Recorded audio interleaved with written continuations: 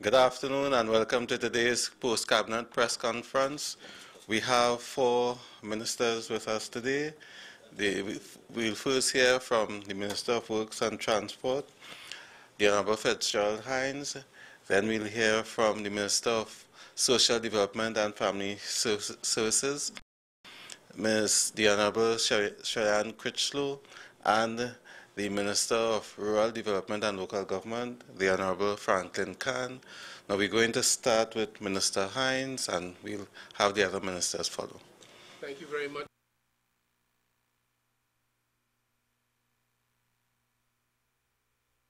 Continues to be tremendous discussion on the issue of the implementation in Trinidad and Tobago of the use of the speed guns to detect speed offenses and to prosecute them. Following on that, which took effect from the 29th of April 2016, another discussion arose, and it has to do with the question of the speed limits. It appears as though citizens, having to give attention to the speed limits, are of the view, some citizens at any rate, that the speed limits ought to be increased. I have consistently said and continue to say that this is not a matter that can be handled flippantly. It has to do with a number of scientific considerations, including the design of the road, as I explained earlier. We may have a road built and there's a design speed. A road will be built to accommodate a speed of, for example, 100 kilometers, 120 kilometers per hour. In some cases, 180 kilometers an hour. And then there's the posted speed, which usually is less than the design speed, and this buffer is left in the public interest so that in the event someone goes beyond the posted speed, which is the law, he's still driving from a practical standpoint in a safe zone. So the design of the road and these considerations, whether it's a built-up area, whether it is not a built-up area, depending on where again. So you have different considerations, scientific considerations that will determine what the speed limit would be as said by the experts. I've said consistently and say again, this matter is constantly under review. So in light of some of the public discussion on the matter, I asked the experts, the engineers, the traffic management people in particular in my ministry, and I've listened to what persons outside of the ministry would have had to say on the matter, and I've asked them to, in short order, I anticipate a week, to give us some feedback as to what their views are in respect of the speed limits in Trinidad and Tobago. This matter is receiving active consideration. It is as well one of the criteria that is used internationally and in accordance with best practices, this concept of prevailing speed. I understand, layman in that regard as I am, I understand that to mean there's an assessment, a measurement, an observation of a particular roadway, and you measure a number of cars using that roadway, and it is the speed that is driven, the speed that is developed naturally, instinctively, by the average driver using that road is determined to be the prevailing speed. This is the speed at which a person, normal, ordinary person driving would feel comfortable at driving along that road. This prevailing speed helps in the determination of what the speed limit is. And in particular, the ministry's officials are now looking at some of these areas and some of the prevailing speeds and will make recommendations to the minister within very short order, presumably in a week, and we will make our determination at that point. But I want the public to understand the decision to establish certain speed limits are done on the basis of a scientific study. It requires data collection, data analysis. so that for those who think that you can flippantly or whimsically change the speed limits without more, simply because, as it might indeed be the case, and it is reasonable and human to understand, it might be that people find themselves constrained having to drive at 80 kilometers an hour. They think it's a little bit too slow. And then there's this other issue with lorries. When the speed limits are set, it takes into account vehicles as well. Lorries and transportation type vehicles, not for human transport, but to carry goods, yes. There are a whole different set of dynamics with a vehicle that is loaded with bricks as opposed to one that is not loaded. A vehicle that is loaded with coconuts or loaded at all. And different dynamics are at work. And as a result of that, I take it, the experts would have said, with a vehicle, a lorry, a truck, a pickup, as we call it, it should go at 65 miles or kilometers per hour in a zone that a normal car, unloaded to that extent, at any rate, would go at 80 kilometers an hour. Those are the kinds of considerations. But today in Trinidad and Tobago, many people purchase because they can afford it, and for aesthetic reasons, and it probably is in some ways status symbols, people purchase those vehicles and they are not loaded in the way that the speed limit might have contemplated. This is the kind of thing that has to be taken into account. The matter is under active review, and hopefully very swiftly we should be able to address the issue. I must say before I close on this, I have not seen it myself, though I am engaged in the use of social media. I have a Facebook account, but I have not seen the petition that I have been told subsists in this social environment. But I'll say this, that so far, not one single group, and I dare say I don't think one individual has approached the Minister of Works to say, this is what we would like to see, and these are some of the scientific or reasonable positions justifying what I would like to see. I'm only hearing about this, and thankfully one or two of my friends mentioned it. Otherwise, I would not have known. So, in light of what I have just told you, we are looking on the matter, and it will be done on a scientific basis. A study is actively underway, and we will treat with this matter, not on the basis of whim or emotions or because somebody is making noise or otherwise, but really it has to be done in the public interest, scientifically, and after the analysis of data and proper decision is expected to be made following that. Yes, yes, thank you very much for reminding me. There is, from what I have gathered in the discussions that I've had, I've been to a few radio programs, there have been call-ins and so on. I have gathered that persons are recommending, in some cases, that we go to 120 kilometers per hour. I am hearing that some people saying we should stay at 80 kilometers per hour. Some are saying 100 kilometers an hour.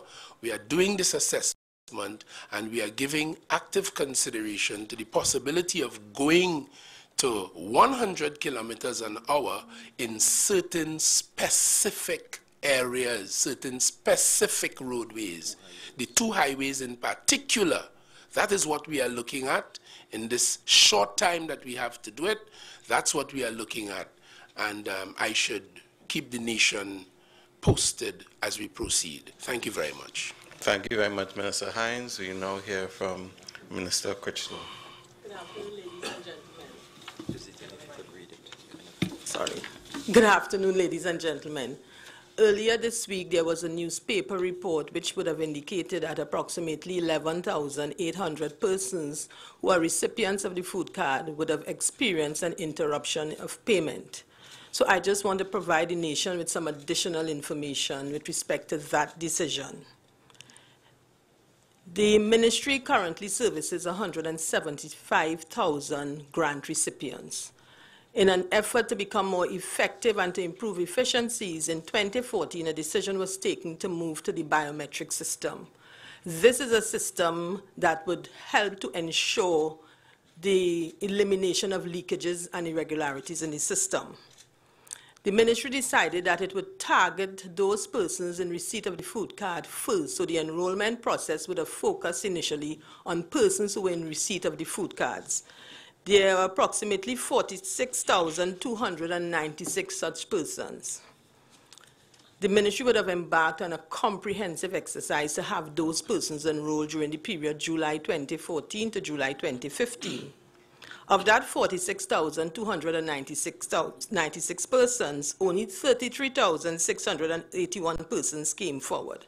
Of that number, only 29,681 were found to be still eligible for the receipt and use of a food card.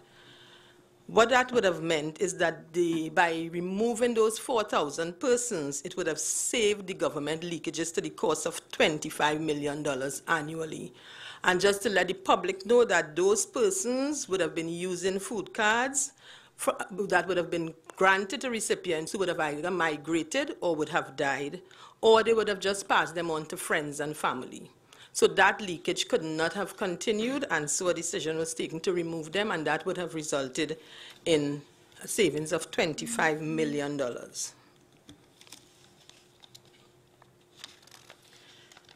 What we would have recognized also is that 13,000 persons who are grant recipients did not respond at all to our request to come in. And that request would have been made via phone calls, visits to their home, and the print and electronic media. Those 13,000 persons cost us approximately $6.5 million monthly or $78 million annually to continue to effect payment. Now, all 13,000 of those persons would have been in receipt of a food card for over 2 years, and we are required to do a review every 2 years. So since those persons would have failed to respond, the ministry decided that we are going to place their cards on hold. However, before doing that, efforts were made to bring this to their attention again. So during the period March to April 15th of this year, ads would have been placed in the newspaper and in the electronic media advising those persons who would not have enrolled into the biometric system were recipient of food cards, asking them to come into the ministry to enroll. As at April 2016, only 1,200 of those 13,000 plus persons have come into the ministry. So at the end of the deadline period, which was April the 15th, a decision was taken to place those cards on hold. It is an interim measure because it was decided we will give those persons a further period to come in. If they come in within the next 3 months, we will do an assessment, and if they are still eligible, they will continue with the system. If they are not, they will be removed. And those persons, if they do not come in by the end of the 3 months, will be removed from the system, and if they wish to access that grant, they will have to reapply. Thank you, ladies and gentlemen. Thank you, Minister Christian. Minister Khan. Okay, good afternoon, ladies and gentlemen of the media. Today, Cabinet was updated by myself on the status of the local government reform consultation process. As you all will be aware, a fundamental part of the PNM's manifesto, which is now government policy, was the institution of fundamental local government reform in the delivery of service to the people of Trinidad and Tobago.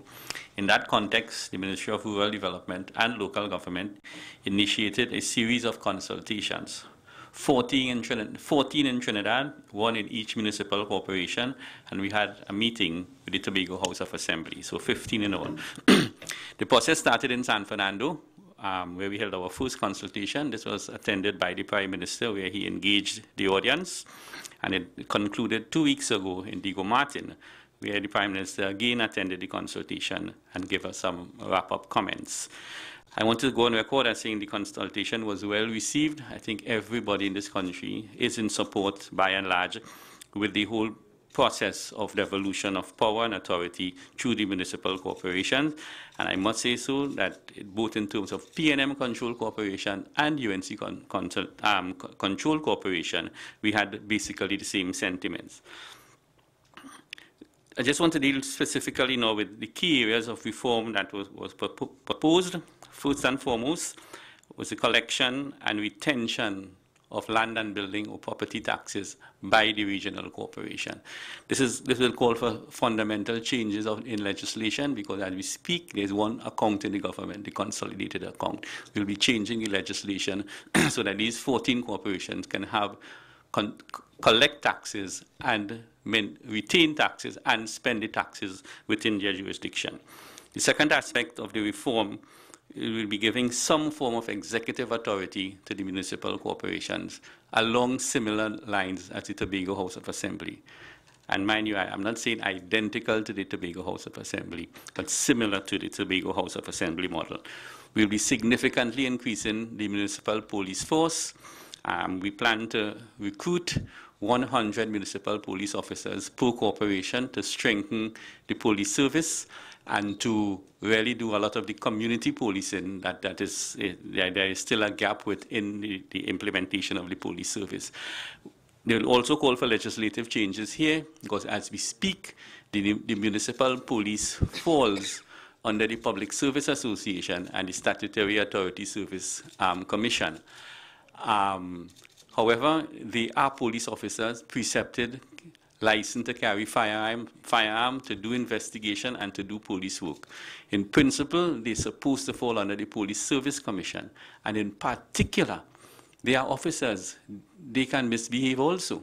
So they must fall under the Police Complaints Authority, because as we speak, there is no way to discipline municipal police officers if they transgress. Thirdly, we plan to significantly increase the areas of responsibility assigned to the municipal corporation. Those of you who will recall the old county council system, St. George County Council, Caroni County Council, St. Patrick County Council, they had a schedule of responsibility. By and large, it included cemeteries, minor roads and bridges, minor drains, some form of public health, and basically that has remained constant for over 3 decades. What we plan to do with this reform process is to increase significantly the areas of responsibilities. Some of the areas we have proposed would be municipal corporations will now be in charge of school repairs within their jurisdiction. Because as we speak now, the Education Facilities Limited is in charge of the repairs of all the 450-something primary school and 158 secondary schools. We plan to devolve some level of authority to social service delivery, because we think social service delivery in the hands of the municipal corporation will be a more efficient system in delivering the service and making sure the service reach the people they are intended to meet. And the Minister of Social Development articulated that point, because some of these services, we spend billions of dollars per year in social service, but it's not reaching the people that it is supposed to reach, because the system of administration, we think, is flawed. We also want to give more authority to the planning process in the regional corporations, and we will be having regional planning authority, where the municipal corporations will be authorized to approve simple plans and small development within their jurisdiction without having to come to town and country planning. Also, it is proposed that we will now have full-time councillors, and if I should say so, mayors and chairmen of corporations will have to come from the elected body. So we will be moving away from mayors being aldermen, and you vote for a council and you don't know who the mayor is. So these are some of the basic changes that we have put forward to the nation. Most of it was well received. The way forward. As we speak, the consultation has been completed. We have recorded every single statement and comment. We are distilling those documentation now, and we plan to have a policy paper to present to Cabinet within 1 month's time. Simultaneously with that, Minister Stuart Young and his team has been given the responsibility for drafting the legislation and the amendments to the legislation to effect this major policy shift. It will largely deal with amendments to the Municipal Corporation Act of 1990 and the Finance and Audit Act as it relates to giving the municipal corporation the power and the authority to open their own accounts, collect and spend taxes on behalf of the government. It is opportune to say that in the Parliament tomorrow, I will be piloting a motion on the the draft of the Election and Boundaries Commission, Local Government and Tobago House of Assembly Order 2016. That motion tables the EBC report to the Parliament, which is recommending some boundary changes to the local government system. But once that motion is passed in the House of Representatives, it really now clears the way for the holding of local government elections. As you all know, local government election is due on the 21st of October this year, and under the Municipal Corporation Act, we have 90 days in which to keep the elections after that date. I want to give the country the assurance that the election will not be postponed, and very likely local government election will be held very likely before the end of 2016, although the back-end date is the 21st of January. If you take 3 months from October 21st, the back end is 21st of January. I want to give the assurance that it will be kept within that specific time frame. So that's my contribution here today. Thank you, Minister. And now we are... Hold on, Minister Cuffie. Thank you very much. I came just to deal with a particular matter and any other matter that the press may want to raise. Is as part of the ongoing audit of government departments, it was discovered recently that there was a program within the unemployment relief program called URP Social, where approximately 300 persons were hired under the designation area foreman and paid fortnightly salary because they were the parents of children with cerebral palsy. It's a very strange arrangement, and what we will do is this arrangement will be handed over to the Ministry of Social Development, where it properly belongs, so that the medical social workers and the other social workers can look at this on a case-by-case basis and give these people the help that they require. But the URP arrangement was very, very bizarre, where you had these people just being paid every fortnight as area foremen. They were not associated with any project within URP. They were not working on any specific gang, and there's no evidence that they were at work. It was a methodology used by the previous administration to give these people money on a monthly basis, so that it is completely misplaced in URP. It really makes no sense to just give people money for not performing any work, and it's much better placed in the Ministry of Social Development so that deserving parents and children could receive either the disability grant or the public assistance grant, which is where it should be. All of these things like this, and this would apply to all of these children with special needs, children with autism, Down syndrome, and so on, where the proper ministry to look at this is the Ministry of Social Development and Family Service, and the appropriate grant could be given, because there's a big difference between a salary and a grant. A grant is given, as a benefit without any expectation that the person will be doing any work in return. A salary is a salary. It's for employment. It's for services provided. So that I wanted to bring this forward because there may be some misinformation out there in the system about this and what is happening. So I thought I would clear it up immediately. Mr. Cuffie. Thank you, Prime Minister. And now we open the floor to your questions. Good afternoon, Drew Brown from TV6. This question to the local government minister. In terms of the local government election and so on, what if there's any issue in terms of the local government reform process that may cause some delay? Would you still be able to guarantee the local government election will be held when it's due? The local government election takes precedent over the local government reform process. Under no circumstance will the local government election be postponed. So even if the process is not completed in time, No, no, right here. I'm glad you asked that because I needed to clarify this point. What we plan to do is to have the draft legislation, which we call an almost like omnibus legislation because it covers a lot of various bills, in Parliament by the end of September. Very likely, that piece of that suite of legislation will go before a joint select committee, and that is the basis in which we will go to the polls and say, here, this administration is serious about local government reform process. We all have already drafted the legislation. The legislation is in a joint select committee of the Parliament. This 2016 election will still be contested under the old system. And then we will have a year or two to do the transformation. It's a question to the acting Prime Minister.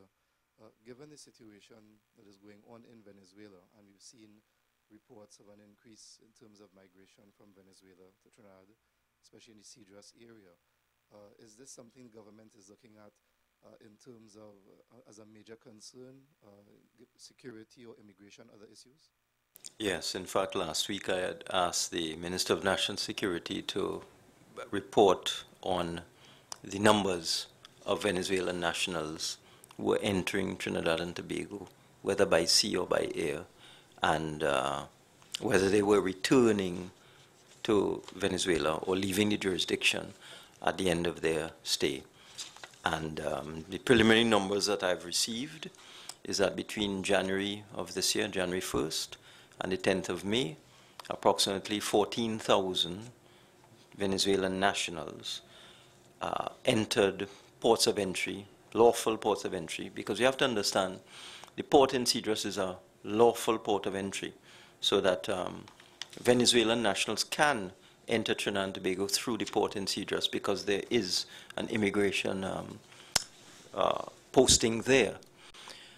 So that the total number arriving by air and arriving by sea in all the ports of entry in Trinidad and Tobago for the period January 1 to May 10th, what he told me was that it's approximately 14,000. And he also said the preliminary figures indicate that most of these people returned to Venezuela. In fact, the number I was given, but I asked him to double check it because I was a bit surprised when I got the number that only 43 of the 14,000 have overstayed their time. We don't have any special visa arrangements with Venezuela, and it's reciprocal. Trinidadians are treated in the same way. Venezuelans can enter our country for 90 days on a visitor's visa, and then they have to return. And what the minister told me was that of the 14,000, 13,957 went back, and just 43 are unaccounted for. But as I said, I found that a very low number, the 43, so I have asked the minister for further clarification, and he has gone back to the immigration to double-check the figure. It appears that most of these people are coming across here to trade or to buy things. You know, there are reports of food shortages and shortages of basic items in Venezuela. And I've also been told that they're coming here to go to the cambios, you know, to get US dollars and so on. But the fact of the matter is, immigration seems to have, you know, the matter under control in terms of the fact that 14,000 came and only 43 are unaccounted for. They're looking for those 43. But I must tell you that that's a significant increase over what had happened prior, because I also asked the minister to go backwards, go back about 10 years, and see what the typical numbers were. And the typical numbers were about 4,000 per year. So it was, you know, 300-400 Venezuelan nationals would come per month. Now, if you do the maths for the first 4.5 months, it's 14,000. So you're looking at about 3,000 coming per month now, whereas before it was 300 or 400. So there's a tremendous increase in the number of Venezuelan nationals who are entering Trinidad and Tobago. But as I said, it appears that, you know, 99% of them are returning to Venezuela at this time. But of course, it's something we need to look at very, very carefully. Is the government communicating with the Venezuelan government? No, I only got this information a couple of days ago. And it's not anything that we would want to raise any red flags or alarms about. I mean, there is a reciprocal arrangement. Trinidadians can enter Venezuela on a visitor's visa. Venezuelans can enter Trinidad. And the numbers, although they are large in terms of the people coming in, it seems that the people are obeying the law, most of them, and are returning to Venezuela. So it's not something we would want to raise an alarm about at this point in time, but it's something to keep an eye on to see what's happening. I have a question, the Social Development Minister, just in terms of what we saw reported in terms of the issue with the food cards. People went to the supermarkets and upon reaching the cash register, all the cards were suspended and had to put back into the shelves. And the claim is that even supermarkets, that they had to explain to those customers it was not important to the supermarket. How much communication was given in terms of to the wider public and those holding the cards that there was this issue, this audit, and that may have prevented that kind of situation? The ministry would have engaged in a communication exercise from March until April 15th. So it would have spanned approximately 1 month. We would have also communicated with each of the supermarkets that have the point of sale machines, so they were aware of what was happening. So I believe that the public would have been very well informed about the action that was taking place, because it wasn't just in the print media, it was also in the electronic media. Melissa Asrasina's question for the Social Development Minister. Back to that same issue, is it likely that these people who would be accessing social services grants, welfare, and so forth, would be able to come in to the office to verify that information? I imagine some of them might be handicapped, may have transportation issues. Well, those persons can contact the ministry because we have field officers who go out in the field. So if any of those persons would contact the ministry and indicate that because of some situation they are unable to come in, a field officer can and will visit them. Another question for the Acting Prime Minister regarding the URP social issue. Do you have an estimation of how much these 300 area foremen were paid? I will now turn you over to the Minister in charge of URP. Of me, which reveal a number of very strange things. It reveals that we paid up to the last fortnight $264,000 per fortnight to these area foremen. That works out to be about $3.1 million per year. And that was spanning how many years exactly? This went on from August 2011, when it was initiated by the past administration, up until very recently. Okay, now you indicated that they were not doing any works, they were just receiving a salary. Were they assigned to any projects? No, the arrangement, and this is what the Acting Prime Minister explained a while ago, we have to differentiate between a grant and a salary. They were in a salaried position, receiving money on a fortnightly basis. This was administered outside of the Ministry of Works, outside of the URP. We knew nothing of it. They would simply present these lists, and the URP would pay without any verification, without anything. So it was a rather strange arrangement indeed. Kamal Georges from CNC3. Just to go back to a previous question regarding the Venezuelan nationals entering this country. 14,000 enter legally, but there is also a concern about the numbers that are coming in illegally. Did the Minister of National Security have any information about that? The question was to deal specifically with the ones that are coming in ports of entry.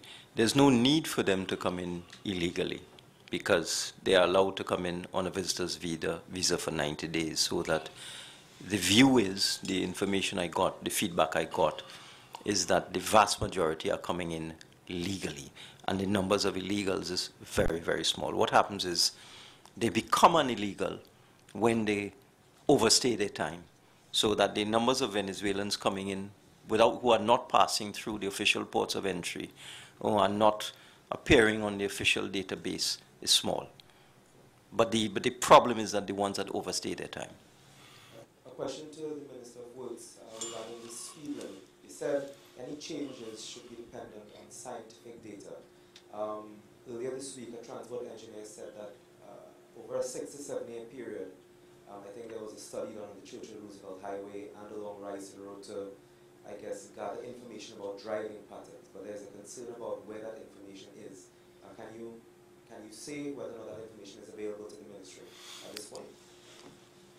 I feel like Daniel, Meshach, Shadrach, and Abednego. You did not tell me who it was. Dr. Fuller. Oh, I see. Now that you have told me, I might be able to interpret the dream. I know not of what you speak. So there's, as far as you know, there is no data with drivers driving patterns over that period? Oh, I would be surprised if there was not, but I thought you were speaking about some specific matter that was within his contemplation that you wanted me to imagine about. I'm asking whether or not there's information available to your ministry and to you. Well, I can assure you that as I told you, this business is an ongoing business and the ministry is always collecting information and analyzing data. And you said consideration is being given to raising the limit to 100 kilometers an hour on particular roadways, right?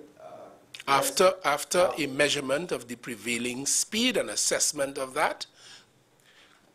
Do you have an estimation, a time frame as to when we may see? I have asked the officials to do that in quick order, and I expect that hopefully within a week they should report to me on that matter as to the prevailing speed, and as one of the inputs in making a decision on the scientific basis of which I said, and then we shall take a position. And let me just come in here, and you can Google the term if you wish. You can determine what the prevailing speed is. It's readily available on the internet. But it's the speed at which 85% of drivers drive at or below when there are no restraints. So it's what is determined to be the comfortable and safe speed for the majority of drivers. And that's how speed limits are established in many countries. They do their measurements, they determine the comfortable and safe speed.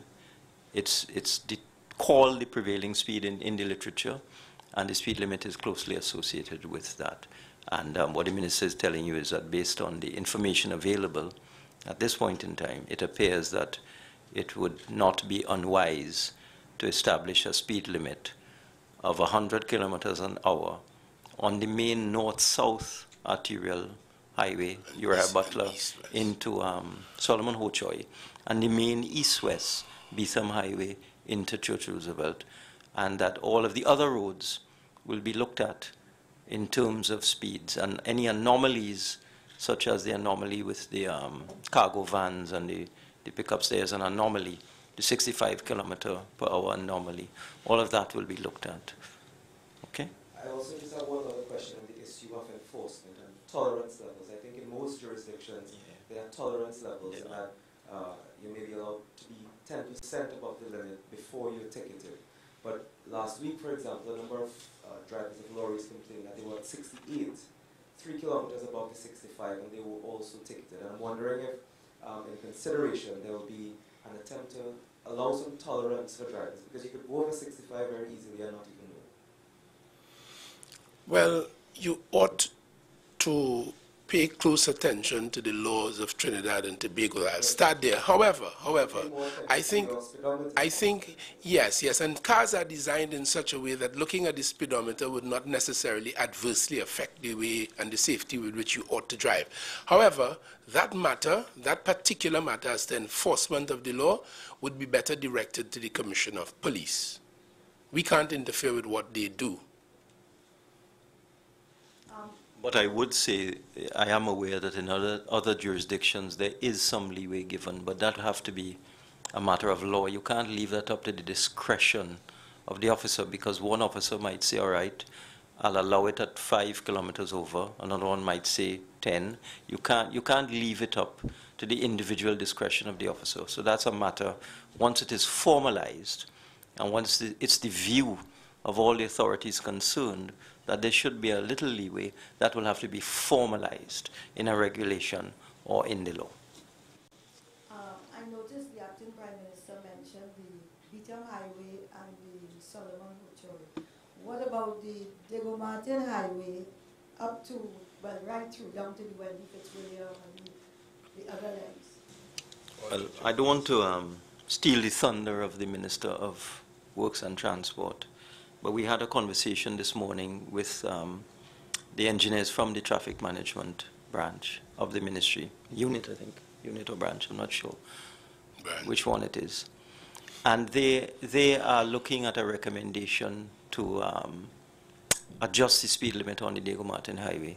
I believe it's 50 kilometers an hour, and they said they have done tests, they've looked at the geometry, they've looked at the lane widths on the Diego Martin Highway, and they're recommending an upward adjustment to the speed limit on the Diego Martin Highway.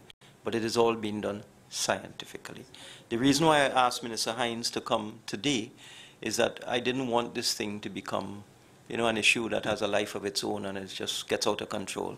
So I wanted the population to know decisively that we are actively considering, as a government, the increase of the maximum speed limit on the Churchill, Roosevelt, Beetham, and Uriah Butler Solomon to 100, and then looking at all the other roads and all the quirks and the anomalies. You see, the introduction of the speed guns has caused all of these issues to manifest themselves, because previously, you know the drill, you would have a police officer hiding behind a tree with a stick and another one hiding behind another tree, and they run out in the road. It was actually quite unsafe.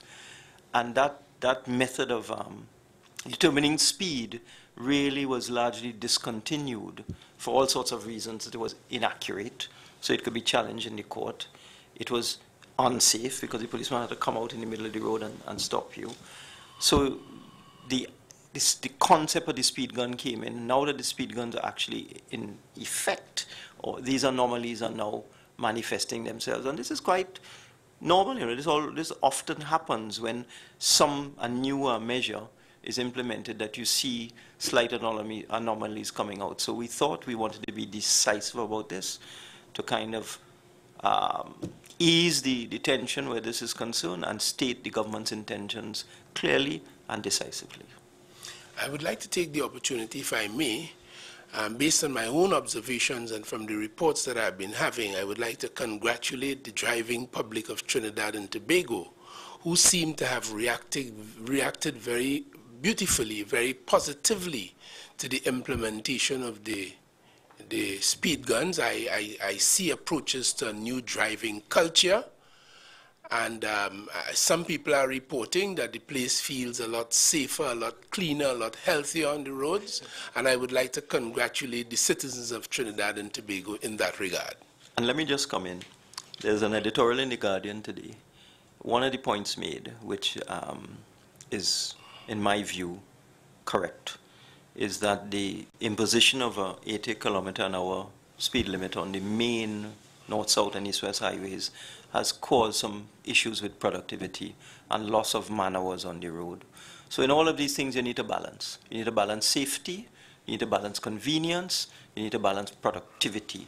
And I thought that that point in The Guardian was appropriate, because I already had received messages and comments from the business community and from ordinary people who have to use these roads, that the 80 kilometers an hour limit on the main arterial highways was creating traffic congestion and creating problems. So you always have to have a balance in these things. Well, I think that was well said. I know in Diego Martin it's causing traffic congestion. So. Right, catch. Just a quick follow-up with that. There was a concern that maybe we should stop enforcing the limit until the speed is revised. A few engineers have suggested that. Is that something that you're open to? Was that your concern? No, it was from Mr. Dr. Furlong was one, and there were a few other groups who suggested that. That until the speed limit is revised, because of some of the concerns regarding the implementation. Let me say that that is not the advice that I've had from the experts who render advice in the Ministry of Works and Transport. And let me just say, what is your full name again? Kamal Georges. We are not going to flip-flop on this issue. we intend to enforce the law, but we also intend to actively pursue the 100 kilometers an hour on the main highways. Okay? Right. With respect to the persons who were paid on the URP social list, were you all able to locate the cabinet authority or decision which would have given perhaps the rationale? Were you all able to locate the approval for the payment of these people under this program? It was initiated in August of 2011, and it continued since then. And that came, I understand at that time, the program was administered by 3 ministries: the Ministry of Local Government, the Ministry of Food Production and Marine Affairs, I think it was called, and the Ministry of the People and Social Development. Once the new government came into office, and of course those ministries and those configurations disappeared, we just had the Ministry of Works, and of course we have the Ministry of Social Development and Family Services. So that at that time, they administered the program in that way.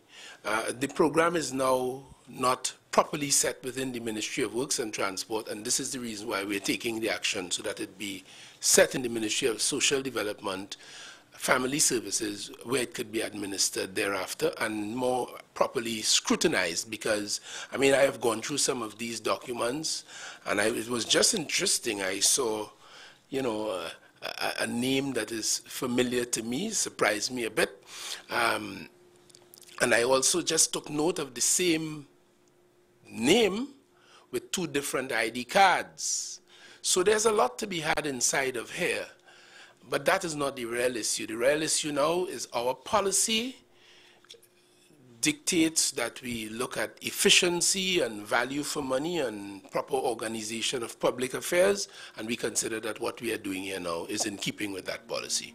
And let me just say, it can't be right to identify somebody as an area foreman within URP, because that terminology was in fact developed in my time when I was first in charge of the URP back in the 1990s. We developed the position of area foreman, which is a person who has supervisory responsibility for a number of projects within a region. So you might have 50 projects in a region, and you might have 5 area foremen whose responsibility would be to go and visit these 10 projects, that each one would have 10 projects that they would be responsible for, visit them, make sure that everything is okay, that people are on the job, that they have materials and that sort of thing. So the area foreman is a specific position given to people who would have responsibility for supervising and monitoring a number of URP projects in a particular geographic location. So it's obviously was wrong to give these persons a designation of area foreman when the intention was simply to give them a grant for their children who are suffering from this, this disease. It's just wrong. And it should have been done in another way through the Ministry of Social Development and so on, so that it would be determined to be a grant and not hidden, uncovered under the URP payroll. It just didn't make any sense. It can't be right. Right. The reason I asked is because I was wondering if some investigation had been done to determine whether some of these people or all of these people were already in receipt of the disability grant, and if this was an additional handout. This is why the matter is being handed over.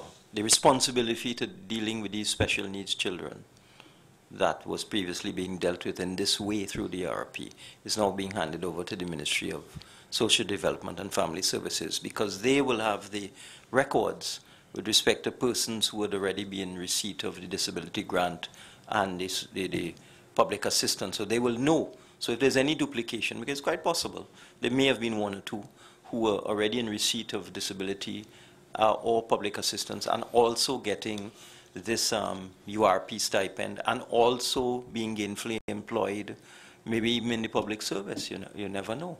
The name that Mr. Hinds is talking about is a famous name. Yes, a very famous name.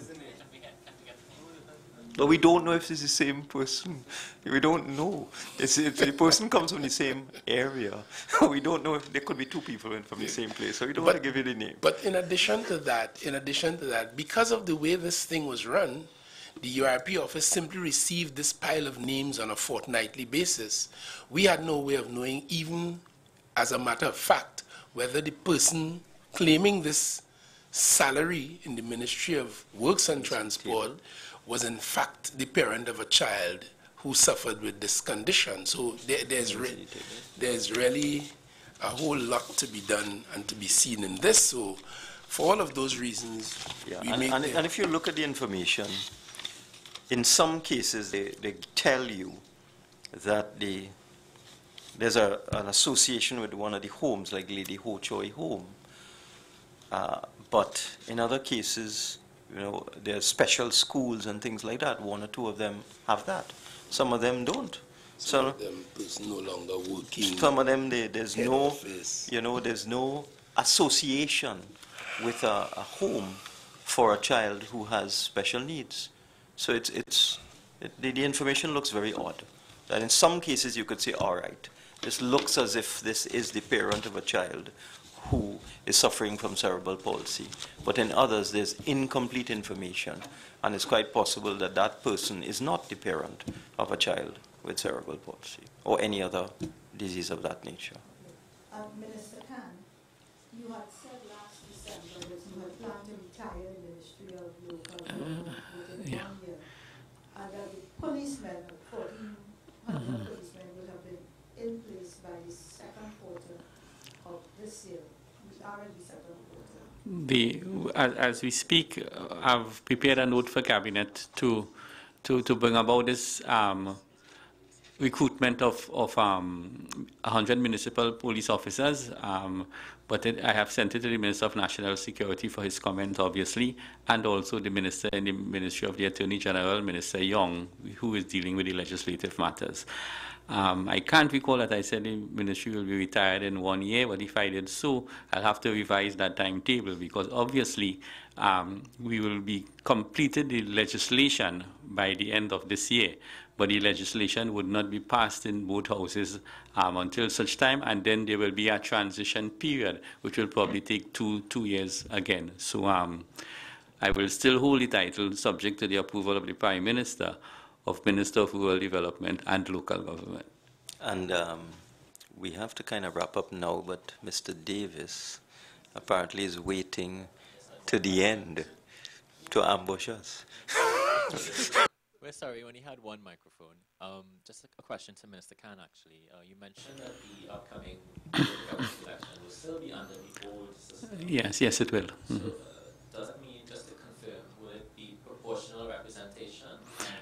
No, we will still have first past the post system for councillors, but we will go with the proportional representation for the aldermen as originally articulated in the Municipal Corporation Act. So the laws that have been the laws that are in place will be the laws that will govern this year's local government election. In terms of reform, the laws that have already been drafted that have to be further taken down the line of consultation and implementation, do they envision proportional representation remaining a feature of proportional representation? Absolutely not, especially with regards to the election of councillors.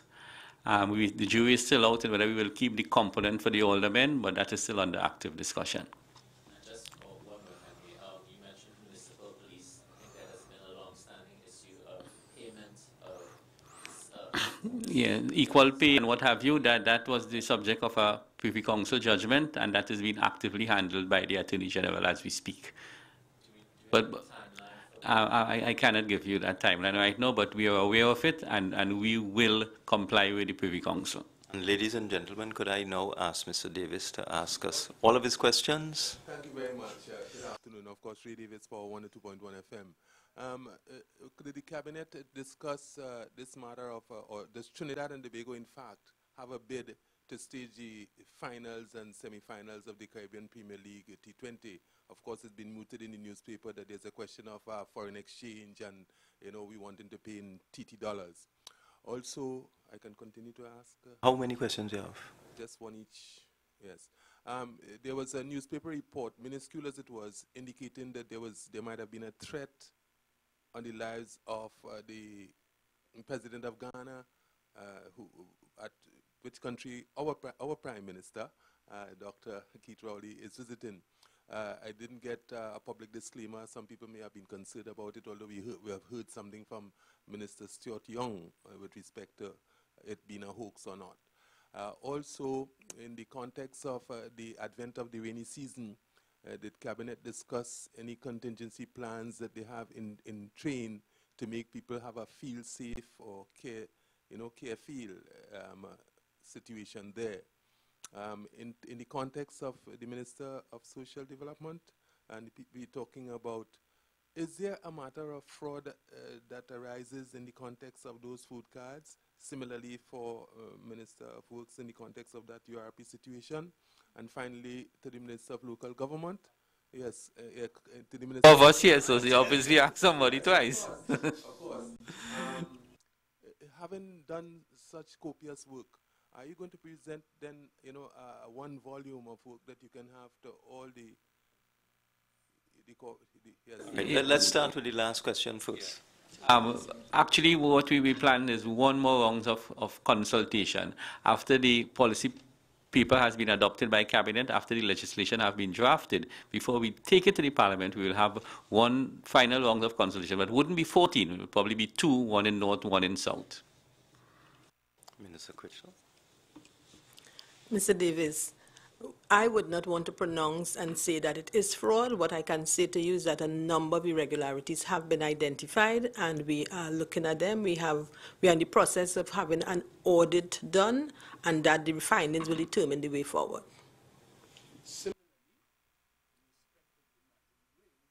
Similarly, we will audit this program, and we will determine the outcome of the audit whether in fact there was fraud or any matter to attract further interventions in that regard. And in respect of the anticipation of the rainy season, yes, this morning Cabinet treated with aspects of governmental activity, and I would tell you that the Ministry of Works and Transport is engaged as we speak, has been some time, but we continue to do some desilting of some of the major watercourses in anticipation of the rainy season, and this is done generally on an annual basis. This year would be no different. Now, with respect to the two matters you raised, one was the alleged threat in Ghana, and the other one was the cricket competition. I have been in regular contact with Dr. Rowley every single day, and sometimes we communicate, you know, several times a day, and he has not mentioned this incident to me at all. So that until more information is forthcoming, there's really not much that can be said about that. It hasn't been brought up, neither from Minister Stuart Young, who communicated with me this morning on another matter. This matter has not come up.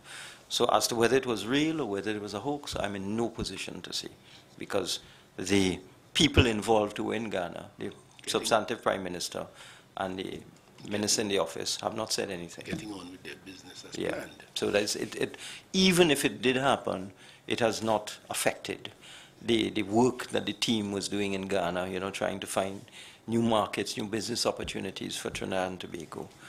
And now they're back in the UK. They're both going to be attending an anti-corruption conference put on by the Prime Minister of the United Kingdom. And they haven't brought this up at all. With respect to cricket, there was a report in the media, I can't remember which media house it was, that the tournament was going to Guyana. I can't remember. Was it 102? No. Okay. but I've since heard that that might not be entirely correct. In other words, no final decision was made with respect to the tournament being in Guyana for this year. And discussions are still in progress with respect to where the tournament would be. I don't see any reason why it can't be in Trinidad, but my understanding is that this matter is under discussion, so there's no final decision on this matter yet. Of course, we'd love to have it here, but because of that newspaper report, that it had already been decided that it would be given to Guyana, it's difficult to make any definitive pronouncement on it. Okay?